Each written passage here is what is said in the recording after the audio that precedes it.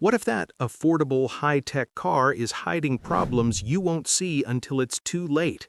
Behind the bold claims, 5-star safety, long EV range, cutting-edge tech, there are growing reports of failures, recalls, and real-world issues owners didn't expect.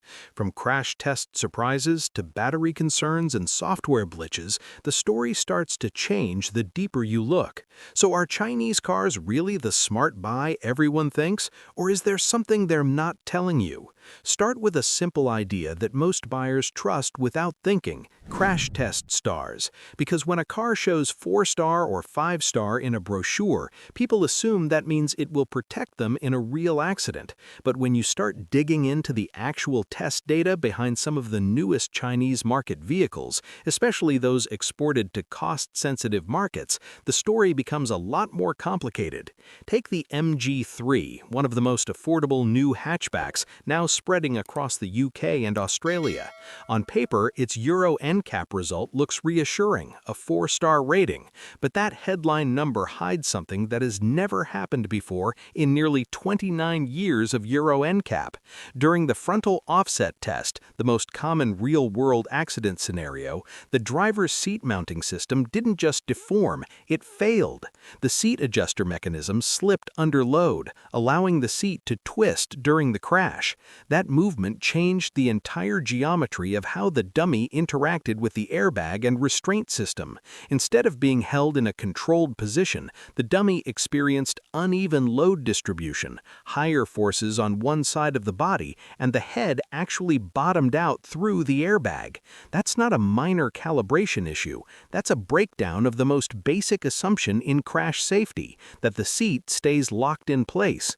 Initially, the manufacturer pushed back, suggesting misuse, but that explanation didn't hold, and a fix was later announced: revisions to the seat latch mechanism and airbag deployment strategy for newer production units. That raises an uncomfortable question for early buyers. If the fix only applies to vehicles built after mid-2025, then the versions already on the road were sold with a critical weakness in the occupant restraint system. Now shift your attention to another budget-focused model, the Dongfeng Nami Box. This is exactly the type of ultra-affordable EV that's gaining traction in emerging markets and fleet use. In Euro NCAP testing, it managed only a 3-star rating, but again, the real story is buried in the details of the crash structure. During the frontal offset test, the A-pillar, the structural backbone that protects the cabin, showed spot weld failures. That means the joints holding the body shell together began to separate under load. Once that happens, the integrity of the passenger cell is compromised, and the crash energy is no longer being managed the way engineers intended. It's not just about deformation, it's about losing control of how the car collapses. When you compare that to something like the BYD Dolphin, which in many markets achieves 4 or even 5 stars with stable structures and consistent restraint performance, the contrast becomes clear. It's not that Chinese cars can't be safe, it's that safety consistency across brands and price segments is still uneven, and that inconsistency often shows up exactly where costs are being cut: material thickness, weld quality, and structural reinforcement. Then things become even more concerning when you step outside Europe and look at results from independent programs in developing markets. The Jack E10X, widely used as an affordable EV taxi in parts of Latin America, was tested by Latin NCAP and received a 0-star rating. Not 1 star, 0. The body structure was rated unstable, meaning it could not maintain survival space in a serious crash. Driver chest protection was poor, indicating a high probability of life-threatening injury. But one detail stands out more than anything else: the battery system failed to automatically disconnect after impact. In modern EV safety design, that cutoff is critical. Without it, there's a risk of electrical hazards or even fire following a crash. Latin NCAP explicitly warned about the possibility of electrocution risk in certain scenarios. If crash safety is about what happens in a fraction of a second, battery safety is about what can go wrong long after the impact, or sometimes without any impact at all. Because in electric vehicles, the battery isn't just a component, it's the single most complex, most stressed, and most failure-sensitive system in the entire car. And this is where the gap between advertised performance and real-world behavior starts to widen again. To understand why, you need to look at how aggressively Chinese manufacturers have pushed battery technology. Companies like BYD built their reputation on in-house blade battery development, especially with LFP, lithium iron phosphate, chemistry. LFP is safer than traditional nickel-based batteries. It's more stable, less prone to thermal runaway, and cheaper to produce. That's why models like the BYD Atto 3 and BYD Dolphin rely heavily on it. But chemistry alone doesn't guarantee safety. Manufacturing quality, thermal management, sealing, and software control all play a role, and this is where multiple real-world issues have started to surface. Only few days ago, a large fire broke out at a BYD facility in Shenzhen involving stored and test vehicles. The company confirmed the incident and stated there were no casualties, but the scale of the fire raised immediate concerns. When EV fires occur, they behave differently from conventional vehicle fires. They burn hotter, last longer, and can reignite hours or even days later. Fire departments globally have already warned that lithium battery fires require entirely different containment strategies. So when a storage site with multiple EVs catches fire, it's not just a single incident, it's a chain reaction risk. But isolated fires don't tell the full story. Recalls do. And in 2025 alone, BYD issued recalls affecting over 200,000 vehicles across multiple models. The BYD Tong was recalled due to a defect in the drive motor controller that could lead to short circuits, sudden power loss, and in extreme cases, fire risk. That's not a software bug. That's a hardware-level electrical fault in a high-voltage system. Then came the BYD Yearn Pro, where battery pack sealing issues meant water could enter the system during high-speed driving in wet conditions. Once water compromises insulation inside a battery pack, it can trigger corrosion, short circuits, and unpredictable performance drops. And that didn't stop there. Nearly 89,000 units of the BYD Kin Plus DMI were recalled due to inconsistencies in battery pack manufacturing. Owners reported sudden transitions into limited power mode or complete loss of electric drive. For a hybrid marketed on efficiency and smooth switching between power sources, that kind of behavior isn't just inconvenient, it changes how the car performs in traffic, during overtakes, or even while merging onto highways. And that brings us to one of the most consistent criticisms of Chinese EVs, range inflation.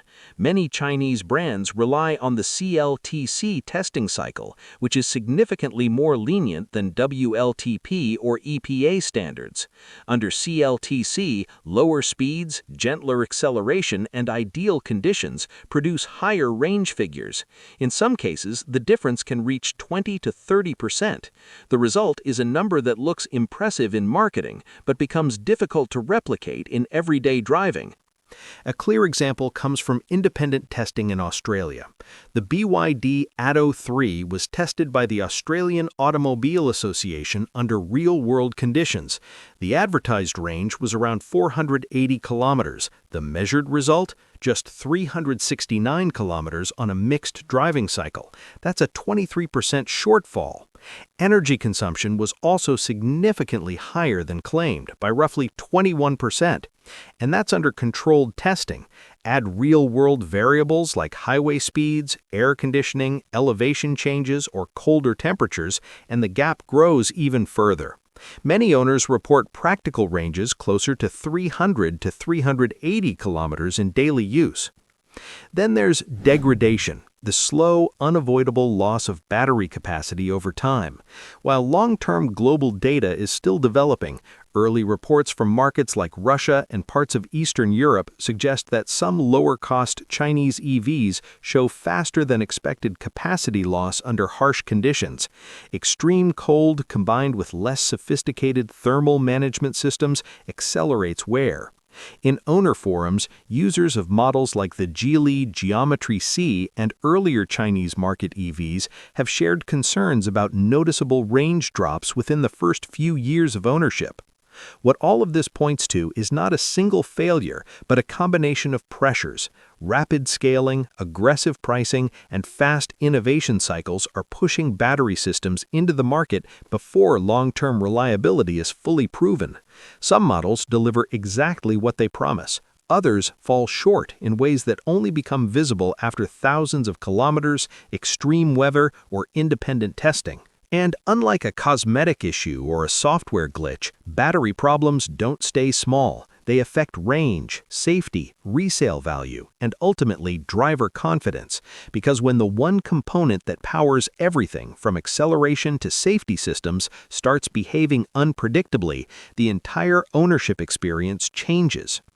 If a car passes safety tests and delivers acceptable range, there's still one question that only time can answer. How well is it actually built? Because durability doesn't show up in a brochure. It shows up after one winter, after 50,000 kilometers, after the first few years of daily use. And this is where a growing number of owners are starting to notice things they didn't expect. In colder regions like Russia, where road salt, moisture, and extreme temperature swings expose every weakness in a car's body protection, complaints of early corrosion have been increasing. Owners of models like the Havel Jolion and Geely Coolray have shared images on forums showing rust forming on suspension arms, subframes, and even body seams within 2 to 3 years of ownership. That kind of timeline is important because modern cars, regardless of price, are typically engineered to resist corrosion for far longer. When rust appears this quickly, it points to thinner coatings, less effective sealing, or cost-cutting in underbody protection. Similar patterns appear in the UK and Australia, where climate conditions are less extreme but still demanding. Owners of the MG ZS and MG HS frequently report early wear in suspension components and body fittings between 40,000 and 70,000 kilometers. Complaints of knocking sounds, worn bushings, and inconsistent panel alignment show up repeatedly. According to the 2025 China Vehicle Dependability Study by J.D. Power, overall problems per 100 vehicles have been trending upward in several key areas. Noise, vibration, and harshness, what engineers call NVH, has increased noticeably, with more owners reporting squeaks, rattles, and unwanted vibrations. Design-related issues rose by around 20%, suggesting that it's not just wear and tear, it's how these cars are being put together from the start. Even the better-performing domestic brands like Chery sit at around 188 problems per 100 vehicles. Compare that to brands like Toyota, which typically sit closer to 150 to 160, and the gap becomes hard to ignore. One of the clearest real-world examples comes from the MG4 Electric, a car that's been praised for its value and driving dynamics.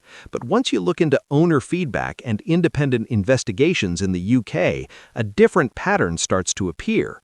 Reports compiled by consumer groups and publications like Which highlight repeated complaints about driver assistance systems behaving unpredictably. Lane Keep Assist, for example, is supposed to gently guide the car within its lane, but multiple owners describe something very different.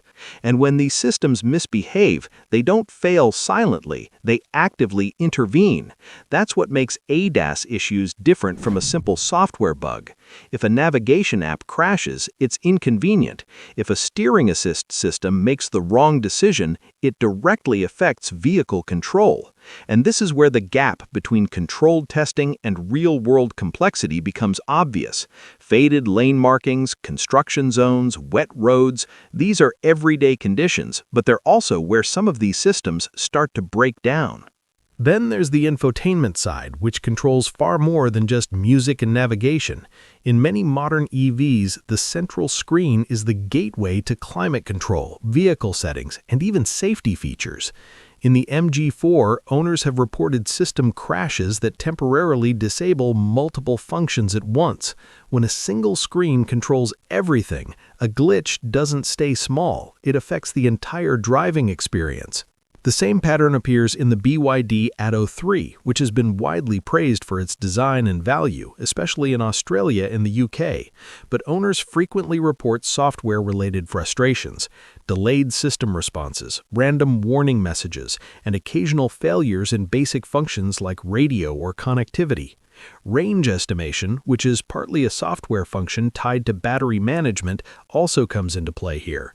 In the Atto 3, several owners have pointed out that the displayed range can fluctuate significantly based on driving conditions, sometimes dropping faster than expected without clear explanation. One user described it as, "The percentage drops in chunks, not smoothly, makes it hard to trust on longer trips." That uncertainty ties directly back to how software interprets and predicts energy usage in real time. And then there's a broader issue affecting multiple brands: over-the-air updates. In theory, OTA updates are a major advantage. They allow manufacturers to fix bugs, improve performance, and add features without requiring a dealership visit. But in practice, they can also introduce new problems. Owners across brands like MG, BYD, and even Chery Omeda 5 have reported updates that fix one issue while creating another: new glitches, altered system behavior, or unexpected resets of settings. By the time a buyer gets past the excitement of features, safety ratings, and tech, the real test begins after the purchase. Ownership. Start with depreciation, because this is where the cheap upfront equation begins to shift. In multiple market analyses across Australia and parts of Europe, newer Chinese EVs are showing first-year depreciation figures in the range of 35 to over 40%. By the 3-year mark, retention values often sit around 55 to 60%. For comparison, brands with stronger historical reliability and resale performance tend to hold closer to 65 to 70% in the same period. That difference doesn't sound dramatic at first, but it compounds quickly. It means a car that felt like a bargain at purchase can lose thousands more in value than expected within just a few years. Part of this comes down to market saturation. Chinese manufacturers are releasing new models at a rapid pace, often updating designs, features, and battery specs within short cycles. That constant refresh pushes older models down in perceived value faster than usual.